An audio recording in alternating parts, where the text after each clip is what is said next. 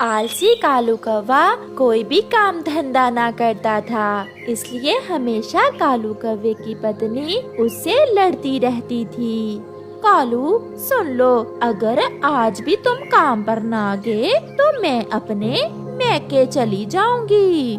बस यही वो बात थी जिससे कालू कौवा डरता था। नाना गौरी, तुम अपने मैके न जाना, मैं अभी काम ढूंढने जाता हूँ। फिर कालू कौवा अपने घर से निकलता है।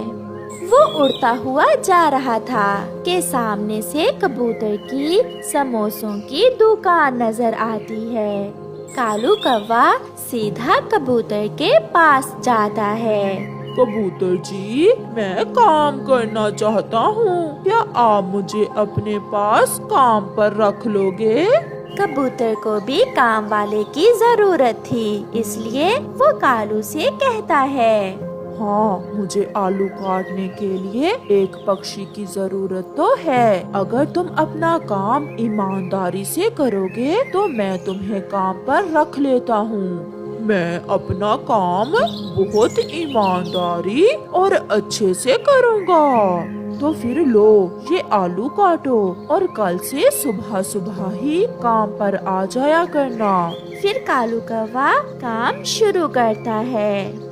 वो सारा दिन कबूतर को समोसे बेचता देखता रहता है। 2 रुपए के आलू थे इस गंदे कबूतर के, और शाम तक तो हजारों कमा लिए हैं। ये तो बहुत आसान है, क्यों ना मैं भी समोसे बेचने वाली अपनी ही दुकान बना लूं। ओए कौवे, क्या खुद से बातें किए जा रहे हो? काम करो काम, मैंने तुम्हें काम के पैसे देने हैं। तमीज से बात करो कबूतर, तुम्हारे जैसे समोसे बेचने वाले मैंने बहुत देखे हैं। सुबह तो बहुत विनती कर रहा था, अब क्या हुआ तुम्हारे दिमाग को? चल भाग यहाँ से। तुम्हारे जैसे झगड़ालू को मैं अपने पास काम पर नहीं रख सकता, और मैं भी तुम्हारे जैसे गंदी गंदी आँखों वाले कबूतर के पास काम नहीं कर सकता। ये कहते हुए कालू कौवा आलू फेंककर वहाँ से घर वापस चला जाता है। बहुत अजीब था ये कौवा, अकड़ तो देखो इसकी। मुझसे नहीं होती किसी की नौकरी, अब तो मैं अपना बिजनेस करूँगा, अपना बिजनेस। 1 रुपया तुम्हारे पल्ले नहीं है और चला बिजनेस करने। क्या बिजनेस करोगे तुम? सुनो गौरी, अब लड़ाई खत्म, मेरी बात ध्यान से सुनो। मैं जब सुबह घर से काम पर गया तो मैं कबूतर की समोसों वाली दुकान पर गया। मैं वहाँ आलू काटने का काम करने लगा। ऐसे कालू गोरी को सारी बात बताता है। सच? क्या कालू सच में कबूतर ने 2 रुपए के आलू काट कर हजारों कमा लिए? तो और क्या, मैंने सब सीख लिया है। बस अब कुछ ऐसा सोचो कि सब पक्षी हमारे ही समोसे खाएं और कबूतर के पास कोई भी न जाए। फिर देखना हम कैसे दिनों में अमीर बनते हैं। आइडिया? कालू जी, मेरे पास एक आइडिया है। गौरी, जल्दी से बताओ, क्या आइडिया है? कालू जी, हम समोसों में नशे वाली दवा मिला देंगे, ऐसे सब पक्षी नशे पर लग जाएंगे और सब हमारे समोसे ही पसंद करेंगे। और कबूतर बैठकर मारेगा मक्खियाँ। फिर दूसरे दिन कालू कौवा और गोरी कौवी कबूतर के सामने वाले पेड़ के नीचे समोसों की दुकान बना लेते हैं। ये कौवे का बच्चा तो बहुत तेज निकला, मेरे सामने ही दुकान बनाकर बैठ गया। अगर पता होता तो ना ही इसे काम से भगाता। कालू, मेरे सुंदर पति जी, सुनो तो, क्या वो नशे वाली दवा मिला दी है?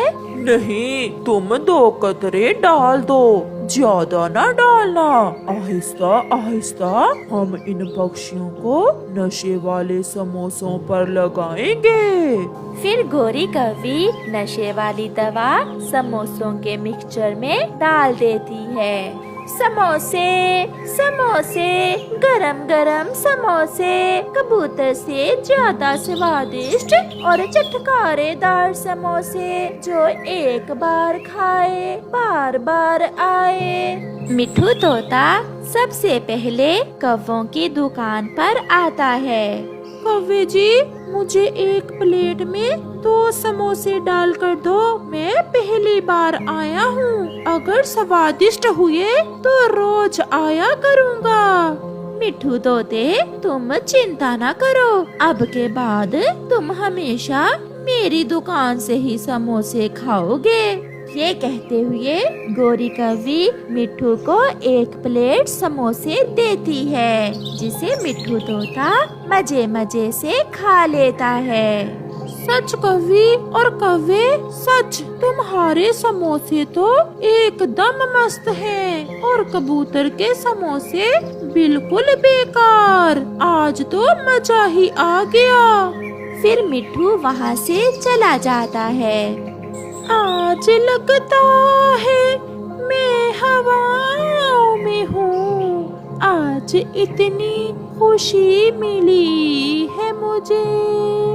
थोड़ी देर बाद जब मिट्ठू को नशे का असर होता है, तो वो ऐसे गाने गाता हुआ घर जा रहा था, जिसे देखकर रास्ते में बैठी चिड़िया बहुत हैरान होती है।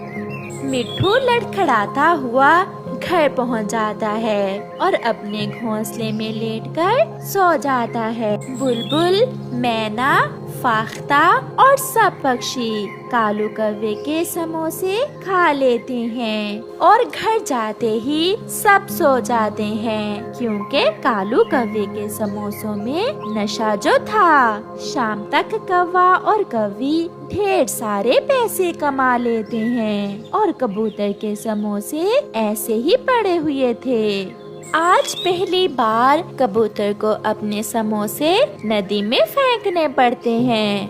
न जाने क्या मिलाया है उन कौवों ने समोसों में, जो हर पक्षी कौवे से ही समोसे लेकर खाता है। ऐसे ही कुछ दिन गुजर जाते हैं। कौवा और कौवी के दुकान खोलने से पहले ही सब पक्षी वहाँ पहुँच जाते और समोसे मांगने लगते।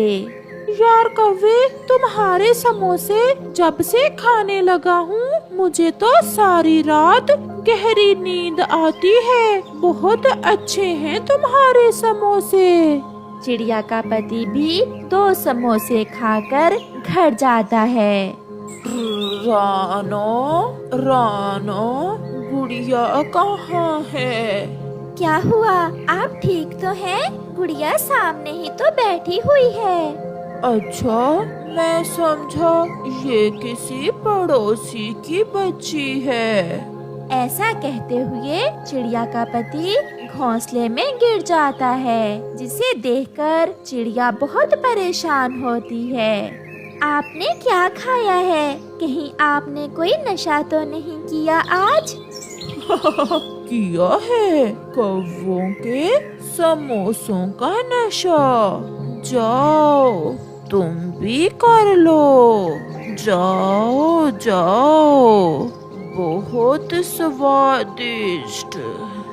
ऐसा कहते हुए चिड़िया का पति सो जाता है। मिट्ठू का वो गाते हुए जाना और पेड़ों से टकराना, और आज गुड़िया के पापा का गुड़िया को ही ना पहचाना। कुछ तो है उन कौवों के समोसों में। चिड़िया तुरंत कबूतर के पास जाती है। शाम हो गई थी, इसलिए कबूतर भी दुकान बंद करके घर चला गया था। कबूतर भैया, मैंने देखा कि मिट्ठू कौवों के समोसे खाकर पेड़ों से टकरा रहा था और मेरे पति आज घर आकर उल्टी सीधी बातें कर रही हैं। आखिर ऐसा क्या है कौवों के समोसों में? तो मेरा शक ठीक निकला। मुझे तो पहले ही उन कौवों पर शक था। वो जरूर अपने समोसों में नशा मिलाते हैं। चिड़िया, अगर हमने उन्हें ना पकड़ा तो वो पैसों के लालच में सब पक्षियों को नशे पर लगा देंगे। तो फिर सुबह उनका कुछ करना होगा। मैं देखूंगी उनको सुबह। रात को गोरी और कालू अपने घर में बैठे पैसे गिन रहे थे। कालू, अगर ऐसे ही हमारी नशे वाली समोसों की दुकान चलती रही तो वो दिन दूर नहीं जब मैं सोने का हार भी ले लूंगी। और मैं नई मोटरसाइकिल। दूसरे दिन चिड़िया सुबह सवेरे ही कालू की दुकान के पास छुपकर बैठ जाती है। कौवा और कौवी भी दुकान लगा लेते हैं। गोरी, आज नशा थोड़ा ज्यादा मिला देना। कल ग्राहक थोड़े कम आए थे। कालू जी, तुम चिंता न करो। आज मैंने पूरी बोतल ही डाल दी है। आखिर मुझे भी अपने सोने के हार की चिंता है। पीछे से चिड़िया बोलती है, मगर तुम्हारा ये शैतानी धंधा अब नहीं चलने वाला। मैंने सब देख लिया है। क्या देख लिया है चिड़िया? मैं अभी तुम्हें बताती हूँ। फिर चिड़िया सब पक्षियों को सारी बात बताती है। ये सुनकर मिट्ठू और चील तो बहुत गुस्से में आ जाते हैं और मार मार कर कौवों को जंगल से बाहर निकाल देते हैं। ऐसे कौवे ज्यादा के लालच में थोड़े से भी जाते हैं। प्यारे दोस्तों, इस कहानी से हमें सीख मिलती है कि लालच बुरी बला है।